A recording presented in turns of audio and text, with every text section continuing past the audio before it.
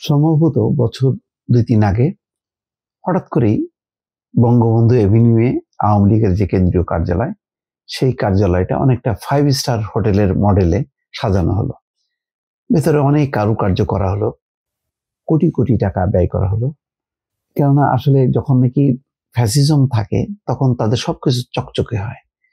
এটা হলো উন্নয়নের একটা ছোঁয়া দেখানোর চেষ্টা করানো হয়। গণতন্ত্র নেই, বিএনপি নেই, জামাত নেই, শুধু আছে আওয়ামী লীগ। সেই আওয়ামী লীগের চকচকে ভবন, যেখানে মনে আছে পিটার ডি হাসকি গিয়েছিলেন, তাকে ফুলেল সম্বর্ধনা দিয়ে ওবায়দুল কাদের তার সাথে বৈঠক করেছিলেন। পিটার ডি হাস কিন্তু কখনো বিএনপির নয়াপল্টনের কার্যালয়ে যায়নি।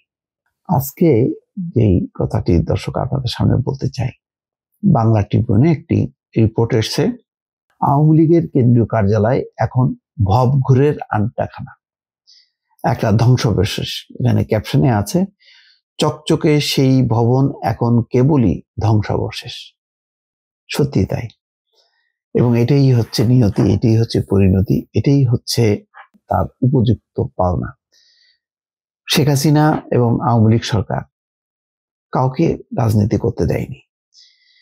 বিএনপি অফিসে কি পরিমাণ অভিযান চলেছে, সেই বিএনপি অফিসকে সেখানে এই বোমা আছে, খাদ্য মজুত করে রাখা হয়েছে নাশকতার উদ্দেশ্যে, যখন তখন অভিযান চলেছে এবং তছনছ করা হয়েছে, তালা দেওয়া হয়েছে।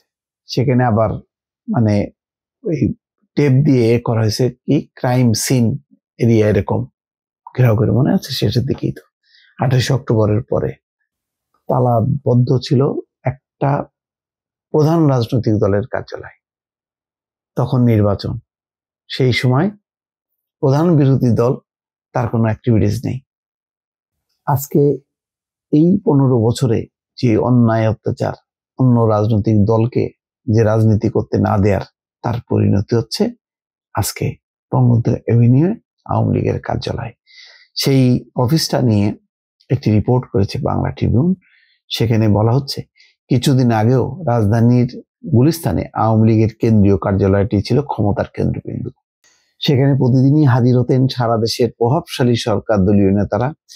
দলটির সব ধরনের কর্মসূচিও পরিচালনা হতো এখান থেকে। নেতা কর্মীদের পদচারণায় মুখর থাকতো ভবনটি। তবে গত 5ই আগস্ট ছাত্র জনতার অভ্যুত্থানে সরকারের পট পরিবর্তনের পর বদলে গেছে সেই চিত্র।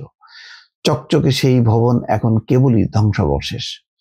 নিচতলা এখন পথচারী ও ফুটপাতের ব্যবসায়ীদের শৌচাগারে, নিচতলাটা পথচারী এবং ফুটপাতের ব্যবসায়ীদের শৌচাগারে পরিণত হয়েছে। আর উপরের দরজা জানালাবিহীন কক্ষগুলোতে অবাধে যাতায়াত শুরু করেছেন ভবঘুরে এবং মাদক সেবীরা। রাত হলে এখানে চলে মাদক সেবন সহ অনৈতিক কর্মকাণ্ড। 10 তলা বিশিষ্ট কেন্দ্রীয় কার্যালয়ের বাইরে থেকেই ধ্বংসযজ্ঞের ছাপ চোখে পড়ে। সুসজ্জিত ভবনের সব মালামাল লুট হয়ে গেছে, পোড়া দেয়াল ছাড়া কোনো কিছুই অবশিষ্ট নেই। নাম প্রকাশে অনিচ্ছুক ভবনটির পাশের এক ব্যবসায়ী জানান, আমি এই এলাকায় প্রায় 20 বছর ধরে ব্যবসা করি। 5ই আগস্টের পর আওয়ামী লীগের এই অফিস কিভাবে আগুন লাগিয়ে ভাঙচুর করে ধ্বংস করা হয়েছে তা নিজের চোখে দেখেছি। সেদিন অন্তত 200-250 জন লোক এসে পুরো ভবন তছনছ করে গেছে, ভবনের যাবতীয় আসবাবপত্র নিয়ে গেছে। দেখেন, একটা ভেতরের দরজা জানালাবিহীন কক্ষগুলোতে অবাধে যাতায়াত শুরু করেছেন ভবঘুরে এবং মাদক সেবীরা। কিচ্ছু নাই ভেতরে। ওই প্রত্যক্ষদর্শী আরো বলছেন, 3 ধাপে এই ভবন ভাঙচুর ও মালামাল লুট করা হয়েছে। এখনো ভবনের বিভিন্ন অংশে রড কেটে নিয়ে যাচ্ছে অনেকে। যে যেভাবে পারছে পড়ে থাকা ইট বালু পর্যন্ত নিয়ে গেছে। দামি মালামাল নেওয়া শেষে 5ই আগস্ট একবার আগুন লাগানো হয়েছে, পরে 6-7 তারিখে আবার আগুন দেওয়া হয়। আওয়ামী লীগ কার্যালয়ের সামনে বসা ফুটপাতের ব্যবসায়ী আরিফুল ইসলাম বলেন, আওয়ামী লীগ যেমন কর্ম করেছে তেমন ফল ভোগ করেছে। এটা আমি শুরুতেই দর্শক বললাম যে এটা হচ্ছে তাদের পরিণতি। অন্য রাজনৈতিক দলগুলোকে জিম্মি করে তাদের নিজেদের ভবনটা সুন্দর করে সাজানো গোছানো, সেটা খুব উপভোগ করেছে তারা। আজকে তার পরিণতি। তিনি বলছেন যে এই ভবনে বসে তারা দেশের মানুষের উপর নির্যাতনের নকশা আঁকত। এটা ছিল তাদের রাজপ্রাসাদ, আজ সব ধ্বংস হয়ে গেছে। এখান থেকে সবার শিক্ষা নেওয়া উচিত যে ক্ষমতা চিরস্থায়ী নয়। পাবলিক টয়লেটে পরিণত হয়েছে কার্যালয়ের নিচতলা। কি হয়েছে? আওয়ামী লীগের কেন্দ্রীয় কার্যালয়ের নিচতলা এখন ফুটপাতের ব্যবসায়ী থেকে শুরু করে পথচারীদের পাবলিক টয়লেটের রূপ নিয়েছে। কার্যালয়ের সামনে দাঁড়াতেই দেখা যাবে একটু পরপর আশেপাশের ব্যবসায়ী এবং পথচারীরা সেখানে প্রস্রাব করতে যাচ্ছেন। এমন একজনের সঙ্গে কথা হয় এই প্রতিবেদকে, তিনি বলেন, চেপে ধরে রাখতে পারিনি, তাই তাড়াহুড়ো করে এখানে চলে এসেছি। তাছাড়া পাবলিক টয়লেটে গেলে টাকা দিতে হবে, কিন্তু এটা তো এখন পরিত্যক্ত ভবন, এখানে কোনো টাকা লাগে না।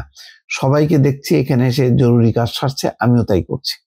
এই হলো অবস্থা। যাই হোক, আর এই বর্ণনা না পড়াই ভালো। মোট কথা হলো, যেমন কর্ম তেমন ফল, এটাই হচ্ছে মূল কথা। আওয়ামী লীগ এইসব ঘটনা থেকে শিক্ষা নেবে না, এখনো শিক্ষা নেওয়ার কোনো আলামত নেই। তারা এত বড় গণঅভ্যুত্থান, এত বড় পরিবর্তনকে তারা ষড়যন্ত্র চক্রান্ত বলেই মনে করে। দর্শক ভালো থাকবেন, আল্লাহ হাফেজ।